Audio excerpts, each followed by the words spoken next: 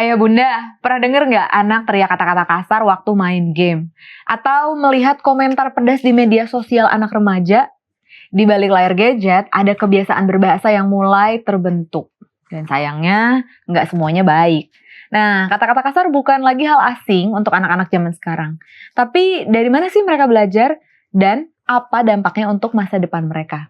Karena itulah, penting bagi kita sebagai orang tua untuk lebih peka terhadap hal-hal yang memengaruhi cara anak berbicara dan juga bersikap, termasuk dari media sosial dan aktivitas mabar mereka. Kita akan membahas lebih detail di program Love Your Child.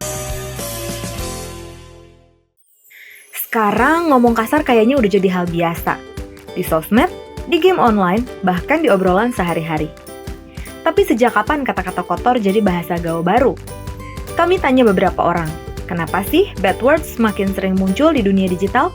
Kamu pernah dengar atau bahkan pakai kata-kata kasar waktu mabar atau di sosmed? Pernah dengar? Iya, saya sering dengar itu ketika mabar. Kalau mungkin pakai, belum pernah ya kita ngomong pakai bahasa kasar. Tapi pernah mendengar aja teman saya. Sering dengar dan sering pakai juga. Kayak mungkin itu sudah jadi nih ya, sudah jadi top of mind-nya para gamers. Jadi kalau nggak bad words tuh kayak kurang gitu. Waktu main game itu paling sering denger, apalagi kalau lagi kalah. Menurut kamu, kenapa sekarang bad words jadi hal yang biasa? Mungkin karena dari kebiasaan banyak orang, jadi semuanya pada ikutan. Nah, ini biasanya sih bisa karena lingkungan, bisa karena teman juga. Kalau kita lihat sepertinya lingkungan ya. Mungkin terinfluence ya. Mungkin dari para streamers gamer mungkin, atau dari influence yang mereka tonton. Jadi ya mau nggak mau itu juga terdistruksi sama pikiran mereka. Menurut kamu, kebiasaan ngomong kasar itu berpengaruh nggak ke kehidupan nyata? Sangat berpengaruh. Dari emosional, terus dari pemilihan kata-kata dalam kegiatan sosial sehari-hari. Berpengaruh. Karena ya kalau kebiasaan ngomong kasar, kita nantinya jadi nggak tahu tempat gitu. Berpengaruh. Berpengaruhnya itu adalah ketika ada orang yang tidak dekat dengan kita atau orang asing, takutnya nanti ya kita merespon orang itu dengan kata-kata yang tidak sopan atau kasar. Menurut saya itu sangat berpengaruh, nanti mungkin bakal jadi terbawa ke kehidupan nyata. Kalau bisa, kamu pengen dunia digital sekarang kayak gimana? Kalau bisa dunia digital tidak ada bahasa kasar. Normal aja, karena tidak bisa dibilang itu harus terus positif. Ini aja yang positifnya aja.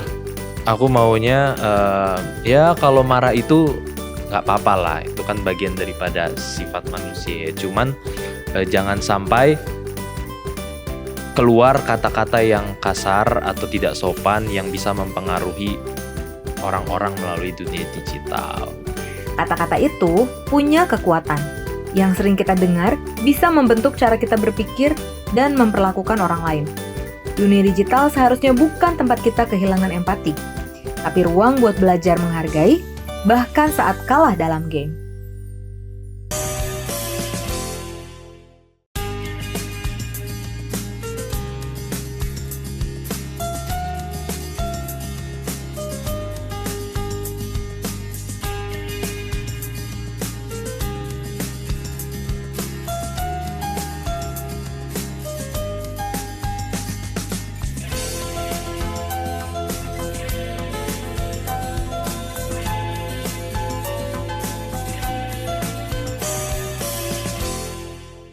Halo ayah bunda pemirsa Hope Channel dimanapun Anda berada. Apa kabar Anda dan anak-anak Anda? Senang sekali saya Nova Nainggolan kembali hadir ke hadapan Anda dalam program Love Your Child. Satu program yang mengajak kita untuk mendidik, mengasihi anak, menjadikan generasi yang lebih baik. Topik kita di episode kali ini adalah bad words akibat sosmed dan mabar. Wah, dan untuk membahas topik ini sudah hadir di studio Love Your Child narasumber kita seorang psikolog dan juga praktisi pendidikan Ibu Helena Valentina MPSI, psikolog. Halo Ibu Helena. Halo Nova. Senang sekali berjumpa kembali Bu Helena. Ceria sekali hari ini. Iya, kita membahas sesuatu yang kali ini penting tapi juga terdengar lucu gitu. Bad word. Lucu dan menjengkelkan. Menjengkelkan. Ya. Mhm. Karena anak-anak kita kadang-kadang, bahasa baru dari mana lagi nih gitu. Suka amazing gitu. Mhm. Jadi Bu Helena, kenapa sih anak-anak sama anak-anak remaja ini mudah sekali meniru kata-kata kasar dari media sosial? Padahal kita juga sebagai orang dewasa dengar, tapi kayak ya nggak perlu disebut gitu kan. Nah, itulah perbedaannya. Perbedaannya. Jadi kalau anak-anak usia 13 tahun ke bawah khususnya ya, 13 tahun ke bawah itu mereka kan imitasi tuh. Iya. Masih kuat banget imitasi untuk meniru sosok yang dia kagumi, tokoh-tokoh, bintang-bintang gitu ya kan.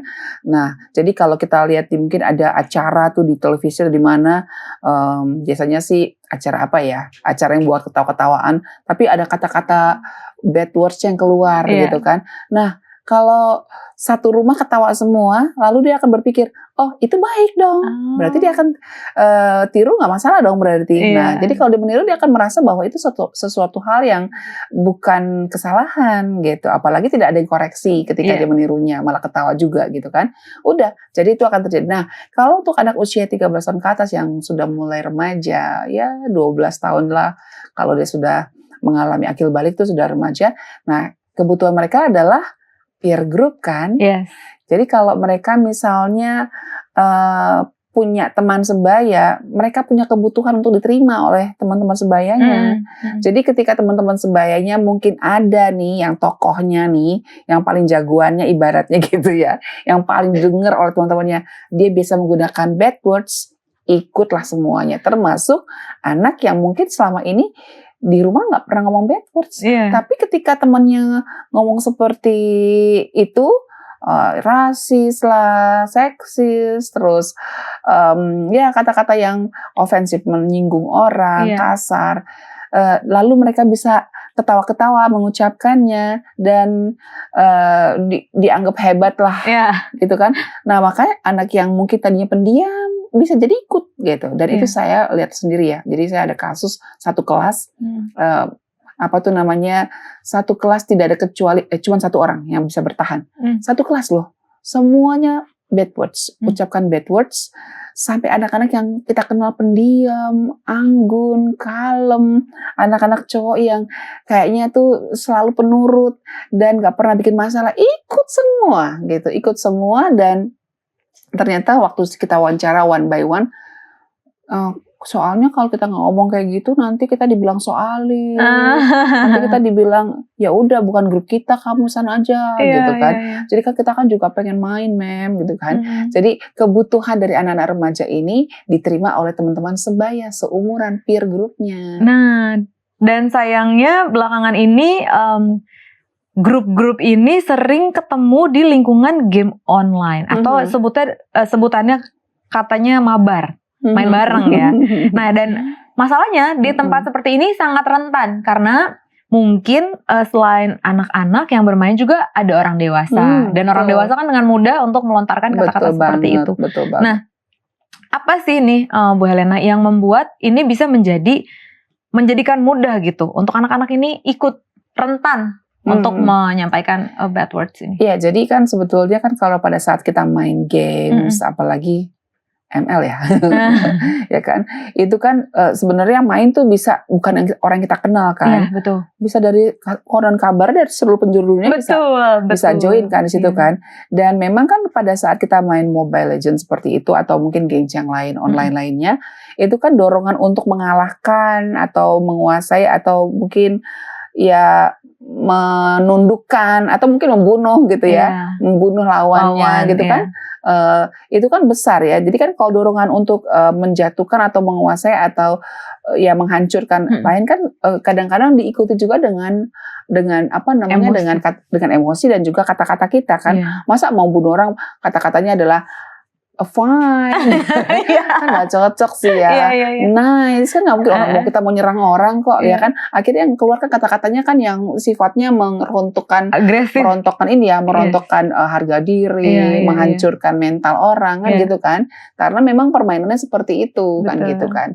Dan memang diakui oleh ini anak-anak satu kelas yang saya tangani, pernah saya tangani maksud saya, itu memang dari mabar sih, dari mabar. Jadi ada penelitiannya loh.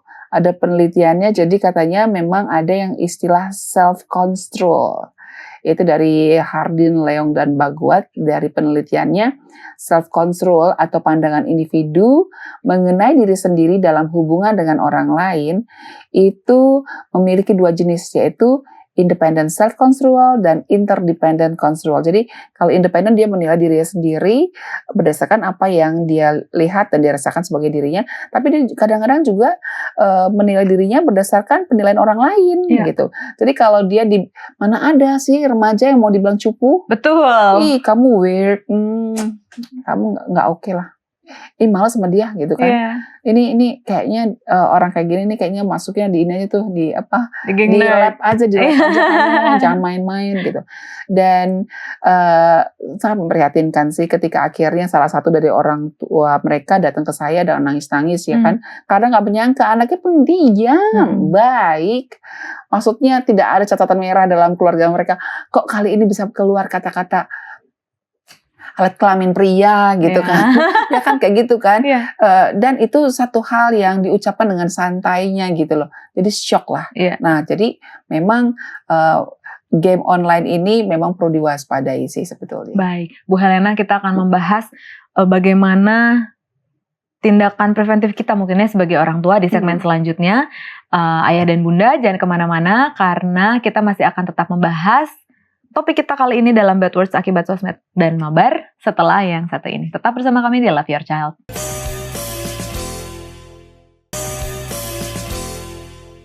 Kembali lagi di Love Your Child dan kita masih membahas mengenai bad words akibat sosmed dan mabar. Nah, Bu Helena, apakah penggunaan bad words saat mabar ini hanya bentuk ekspresi sematakah atau memang nantinya ada dampak psikologis di baliknya?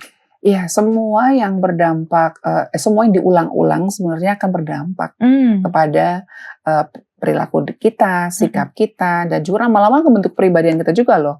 Ya kan, jadi gimana ya, kalau saya bilang susah juga kalau kita kumpul sama teman-teman semuanya menggunakan bad words, sementara kita nggak ikutan. Nanti anak-anak remaja ini pasti akan merasa sebagai pecundang kayak gitu kan. Tapi memang dari orang tua punya tanggung jawab untuk bisa menguatkan mereka supaya mereka bisa tetap beradaptasi tapi memilih, menyaring gitu mana yang bisa kita lakukan, mana yang enggak. Oke, temannya mau ikut silakan, kalau dia enggak gitu ya. Cuman kalau pas lagi di mabar gitu ya, iya, mau ngomong apa dong? Harus ngomong apa diem aja? Masa mau nyerang tapi kata-katanya You're good. Tapi mungkin bisa diajarin sama mereka, mungkin ada dong kata-kata lain yang kita bisa create gitu kan. Boleh dong jadi orang yang kreatif. Masa kita ngalah, maksudnya kita jadi just a follower. Misalnya kan kalau kita mau bilang apa ya? Sorry. Ya itu misalnya kita bilang bom atau apa kan bom tidak menyakiti siapa-siapa. Tapi kalau kita bilang misalnya niga atau apa lagi ya, hai niga, terus ya yang rasis-rasis begitu. Terus itu kan otomatis orang yang benar-benar warna kulitnya seperti yang kita ucapkan kan akan sakit hati gitu kan. Tapi kalau kita misalnya menggunakan kata yang lain, misalnya apa ya kita pilih ya, ya tadi ya bom and ya apa ya car atau apa lagi tuh, pokoknya di-create supaya benar-benar itu juga menunjukkan kita semangat untuk bertanding gitu kan, tapi tidak menyakiti siapapun. Prinsipnya tidak menyakiti. Dan kenapa? Karena walaupun di situ mungkin dia nggak sakit hati kok semuanya, tapi kan kita akan terbiasa. Nah, waktu udah terbiasa kita ucapkan begitu di lingkungan yang netral, yang tidak, ya kan akhirnya kan kita juga susah ngontrolnya, susah ngerekamnya kan, meremnya karena udah terbiasa. Tapi orang-orang sekitar kita kan tersakiti nih. Betul, seperti itu. Justru itu yang ditakutkan ya, menjadi satu kebiasaan buruk. Nah, bagaimana peran influencer atau streamer game dalam membentuk kebiasaan berbicara anak-anak kita? Emang nih, Bu? itu dia sih penyakitnya, karena dari penelitian memang ditemukan bahwa itu sebetulnya dipengaruhi oleh dari TV ya, dari YouTube, dari para influencer yang memang dipuja-puji sebagai orang keren gitu kan, sering di bahan omongan, diagung-agungkan gitu, sehingga anak-anak merasa tokoh itu adalah sosok yang layak untuk ditiru. Jadi semuanya, cara berpakaiannya dan juga omongannya. Jadi kalau orang tua tidak mendampingi, memang akan ke bawah si anak-anak ini. Akan bisa bablas juga ya, Bu, ya. Sangat-sangat. Nah, nanti dampak jangka panjangnya nih kalau misalnya anak kita dibiarkan. Mungkin kita berpikir, cuman ekspresi. Dibiarkan terus-menerus. Apa dampak jangka panjangnya, Bu? Balik ke kita. Siap nggak kalau anak itu ngomong seperti sama kita? Tiba-tiba spontan gitu, ketika kesenggol kita langsung bilang shit misalnya gitu. Aduh, ngomongnya gak enak juga nih, ya kan? Atau ngomong yang lain gitu sama kita. Sakit nggak? Dan gimana kalau itu terucap ketika dia mungkin sudah dalam posisi di dunia kerja gitu? Apakah dia akan jadi orang yang terpilih untuk dipromosikan? Orang dia gak bisa kendalikan diri, ya kan? Jadi kan sangat disayangkan. Kita kan pasti pingin agar anak-anak kita ini menjadi pemenang ya di masa depan ya. Orang-orang yang bisa dipercaya untuk bisa menjadi pemberi pengaruh baik. Nah, gimana mau jadi pengaruh baik kalau dia sendiri juga tidak bisa mengontrol dirinya? Kita harus berjuang untuk bisa menolong anak kita. Betul. Berarti peran orang tua ini sangat penting ya, Bu, ya, dalam sangat memantau penting. mereka. Nanti mungkin di segmen berikutnya kita akan bahas bagaimana orang tua bisa membantu anak-anak kita. Baik. Nah, pemirsa, kita masih akan melanjutkan. Kita akan melihat tips-tips dan juga kesimpulan yang nanti akan diberikan oleh Ibu Helena. Jangan kemana-mana, tetaplah bersama kami.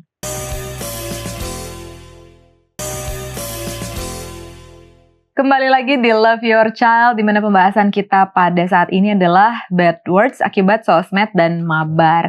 Nah, Bu Helena, anak-anak ini sadar nggak sih bahwa kata-kata yang mereka ucapkan di dunia digital itu bisa menyakiti orang lain? Nah, itu dia masalahnya.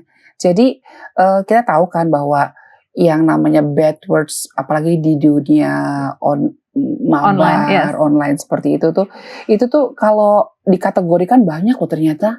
Dari penelitian J di tahun 2009 tuh ada referensi seksual, ya kan, kayak ya blowjob kan gitu-gitu. Bahkan penghinaan agama atau Tuhan. Aku juga baru tahu loh kalau kita ngomong damn itu sebenarnya panjangan dari God damn it.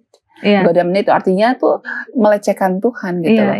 Terus apalagi referensi yang berkaitan dengan fungsi tubuh, ekskresi kayak kotoran gitu kan, shit, crap gitu-gitu. Terus nama hewan, bitch, pig, aduh gitu kan, katanya itu biasa ya dalam dunia permabaran gitu kan. Dan kata-kata yang terkait etnis, ras, gender, niga, fuck, dago, saya juga kaget juga sih pas baca ini. Terus apalagi penghinaan terhadap perbedaan fisik, psikologis, ya kan, vulgar standar kayak fart face, on the rack gitu-gitu, slang offensive, macam-macam deh. Ini banyak banget. Jadi sebenarnya anak-anak tuh mungkin kalau nggak tahu artinya, kayak saya tadi kan nggak tahu artinya kalau damn tuh ternyata sedalam itu ya. Ternyata itu adalah penghinaan terhadap Tuhan. Terus bagi orang yang punya agama tentu akan sakit hati mendengarnya. Tapi memang rupanya di kalangan tertentu karena mereka ateis itu nggak masalah, mereka nggak percaya Tuhan kok gitu kan. Jadi di antara orang-orang yang ikut mabar ini juga ada orang-orang yang nggak ateis gitu kan. Ini anak-anak yang teis yang punya agama kebawa-bawa, coba deh bayangkan, ya kan? Otomatis ketika dia nanti bergaul dengan lingkungan yang besar, apalagi kalau ini anak remaja sudah kuliah, akhirnya dia kerja, begitu dia kena tegur oleh bosnya, terus keluarlah kata-kata itu, damn misalnya kayak gitu kan, waduh. Mana ada bos yang bahagia mendengarnya, ya kan? Betul. Otomatis kan tercoreng dong namanya, gitu. Jadi boleh aku bilang bahwa anak-anak ini tentu akan menerima dampaknya walaupun awal dia nggak ngerti. Jadi kita perlu orang tua untuk memberitahu pada anak-anak, ucapkanlah yang kamu mengerti dan itu adalah mendatangkan kebaikan untuk orang lain dan dirimu sendiri gitu. Tadi di segmen sebelumnya, Ibu Helena, saya sudah menanyakan bagaimana peran orang tua dalam memantau bahasa yang digunakan anak-anak. Nah, itu boleh dia. Diberikan. Mungkin. Di depan kita nih ada mainan nih, ya kan? Nah, jadi di sini kan ada gelas ya, isinya air putih nih Nova. Tuh dua-duanya putih ya kan? Kita bayangkanlah ini sebagai gelas yang sejuk, enak diminum, segar, baik ya. Lalu salah satunya kita kasih apa tuh namanya, obat merah. Iya, betadine atau apa ini ya. Nah, kita lihat warnanya kan udah beda ya. Yang satu tetap bening, tetap jernih. Yang satu, wah sudah keruh. Terus bagaimana dong caranya supaya ini bisa balik lagi seperti ini, masih bisa kah? Masih ada harapan kah? Masih ada nggak? Nggak ada. Oke. Kalau kita tambahkan dengan air bagaimana? Kita coba ya. Kita coba untuk mencoba supaya air yang sudah keruh di gelas ini bisa sama dengan yang di sampingnya tadi. Oh, masih Agak beda kekuningan. ya. Iya. Masih beda ya. Oke, kayaknya perlu tambah lagi nih. Nah, bagaimana dengan sekarang? Wah, belum juga.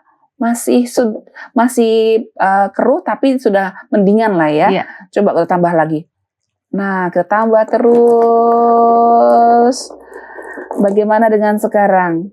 Sudah mulai mendekati ya. Kita tambah lagi supaya konsentrasi dari pewarna tadi bisa larut. Coba kita lihat. Wow, apa yang terjadi ya? Nah, orang tua bisa mengajak anak-anak melakukan ini bersama-sama. Sudah hampir sama ya. Sudah hampir sama. Kita mungkin bisa ngisi lagi terus sampai nanti air yang ada di gelas yang sudah dikeruhkan tadi. Nah, sudah hampir sama ya. Nah, jadi kalau ini kita bisa ajak anak-anak untuk bermain seperti ini untuk menjelaskan bagaimana dahsyatnya bad words. Iya. Ya kan? Ketika kita kasih bad words ke otak kita, ketika kita berbicara, otomatis itu masuk ke dalam ingatan kita. Dan makin sering kita ulang-ulang, itu akan nempel lama loh. Dan itu otomatis akan merusak perbendaharaan kita yang sudah bagus selama ini diberikan oleh guru, oleh orang tua, oleh gereja, atau rumah ibadah gitu kan. Betul. Nah, tapi kita nggak usah putus asa, kita boleh merubahnya dengan cara stop untuk melakukannya lagi. Jangan ditambahin lagi gitu ya.